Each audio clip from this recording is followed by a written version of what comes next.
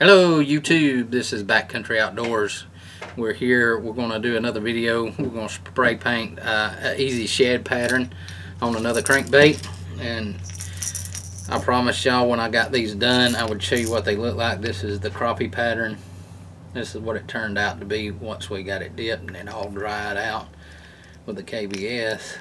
A little dark on the back. Turned out real good. This is also the one we painted last week, the crawfish pattern. Turned out really well.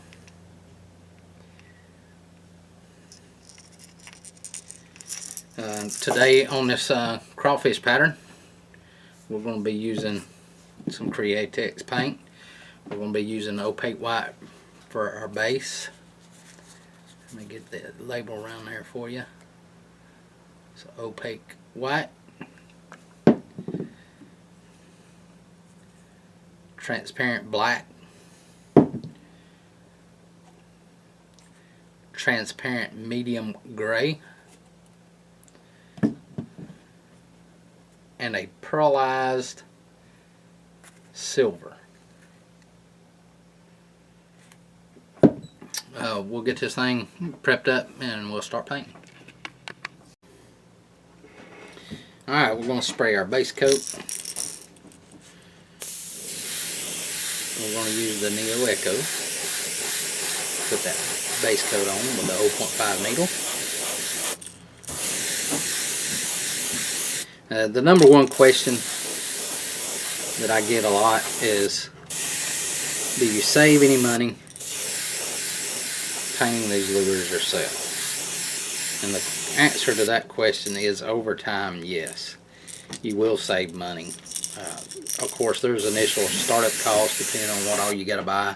If you already have an airbrush and paints, it's not going to be as bad. But if you have to go out and you got to purchase an airbrush and paints, yeah, the cost is going to hit you pretty good up front. You know, probably a minimum of $80, $90 to get started, to get some baits and paints and an airbrush and an air compressor. That's probably going to be your cheapest, and that's going to be getting stuff that's not going to work very well over time, but it'll get you started.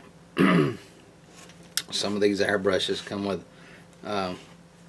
I've seen them for like $50, $60 with a small air compressor. I use a big 33 gallon that I already had. So if you've got a big air compressor, all you have to do is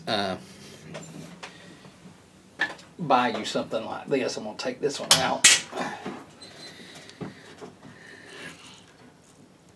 It's a water separator. My other one that I spray with, it's a little bigger and a little better, but I'm not going to take it off. But you need an air compressor that has the ability to regulate your air pressure.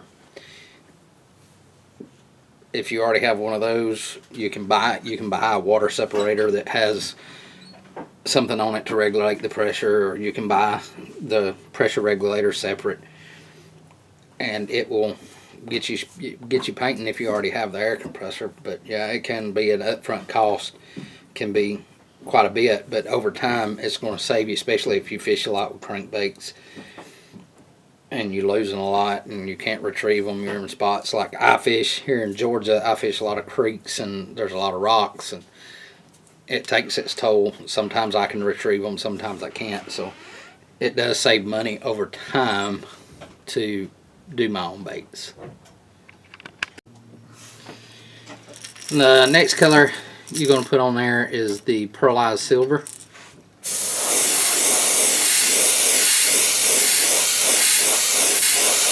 And I just hit the sides of the bait, up around the eyes, gill plate, and kind of run this center line of the bait.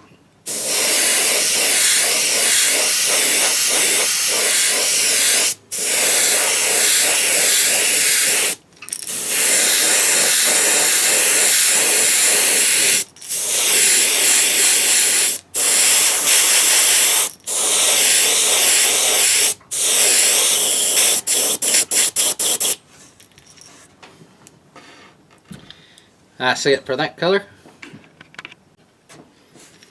Okay, now we've loaded up the medium gray. And we're just going to lightly go down the back and kind of darken this fade up just a little bit with this gray.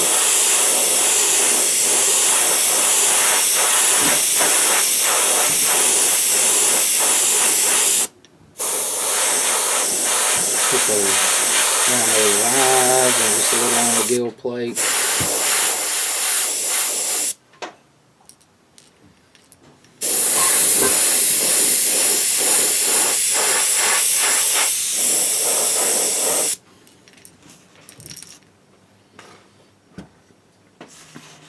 This is what we got so far.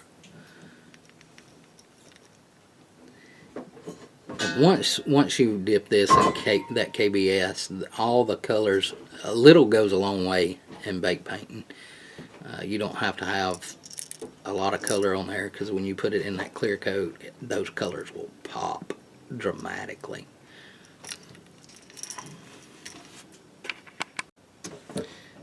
Alright, we got us some black loaded up, and everything we've sprayed so far besides the base coat with the Neo Echo, I'm using my Iwata Eclipse HPCS.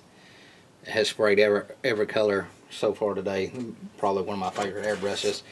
And the next thing we're going to do, we're going to put the kill dot on, and I just use a little Mylar stencil and pick out a little circle, and we'll go about halfway down the bait.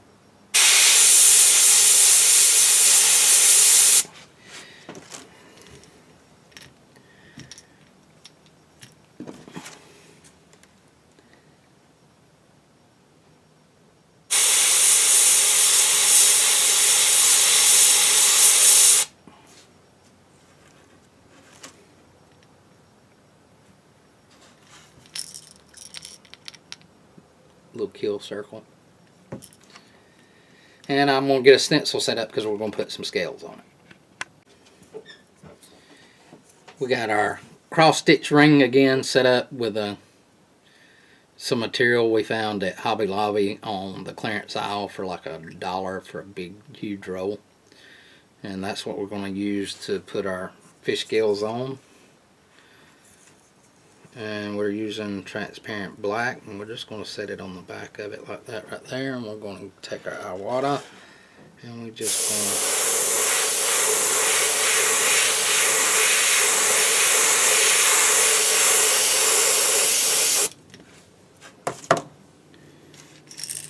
to put a little fish scales on him there. Darkens up the back. You can even come down a little further if you want to.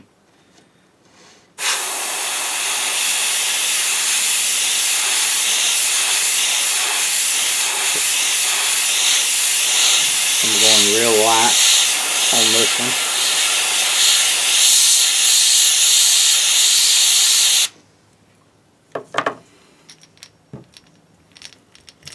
We'll do that on the other side too.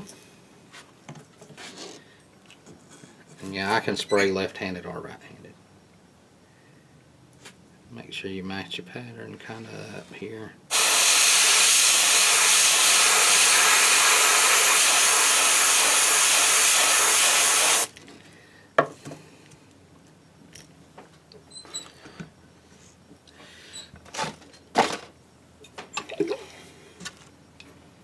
And this is KBS we got in a jar, if I can get it open. It's been cold here. I've got the heat down in the shop. It's supposed to get down to like 14 degrees tonight. I have to carry my paints in and out to keep them from freezing. Let's dry this just a little bit with a hair dryer.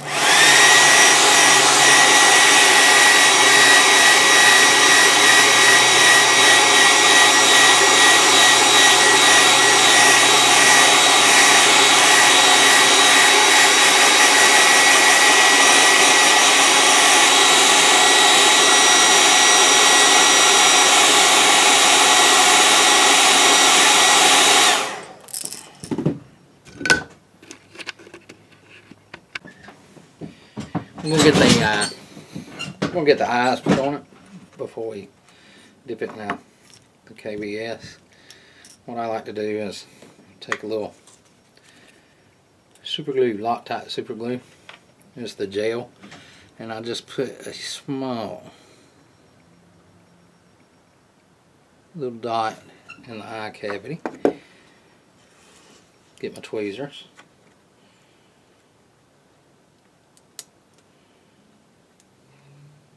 These things do have an adhesive backing, but they're not that great. They'll stick for a minute and you think they're on there, and then they fall off. So the super glue is pretty much a necessity to get these things on there right. And I just get them right there and slide those off. Got just a little bit to get them set. Going with just a black and silver little eye there. Do the other side. Same thing, put a glue dot.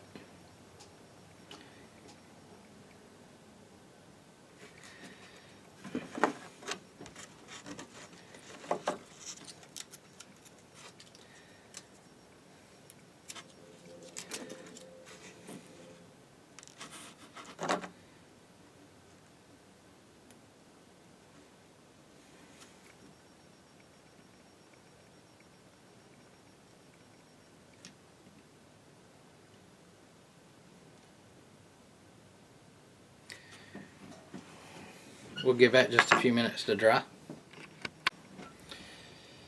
I got it dried up, and what I use to dip them in the KBS is I just take a little stick with an alligator clip on it, and I attach it to the bill. Take my KBS and I dip it down, and I go right to the bill and then bring it up. You have to let it drip for a second.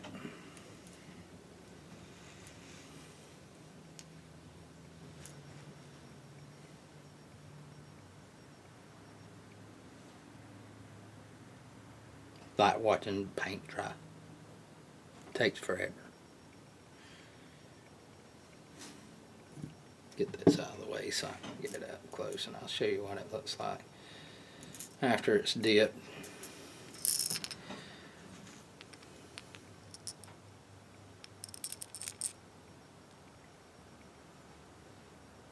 It's a nice little shad pattern. You can go further down with the scales. You can. This is a lovely thing about painting your own baits. You can do whatever you want. There's no huge bad mistakes because you can fix any mistake. You can incorporate it in the bait. You can do all sorts of little things that you want to do when you're painting the bait. Make it your own. Use the colors you want. You don't have to use the colors I use. There's other paints out there that they work just as good.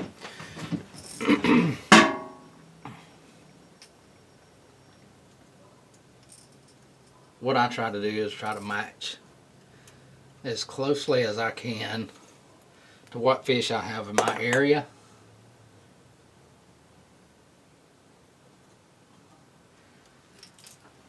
To get the better bite.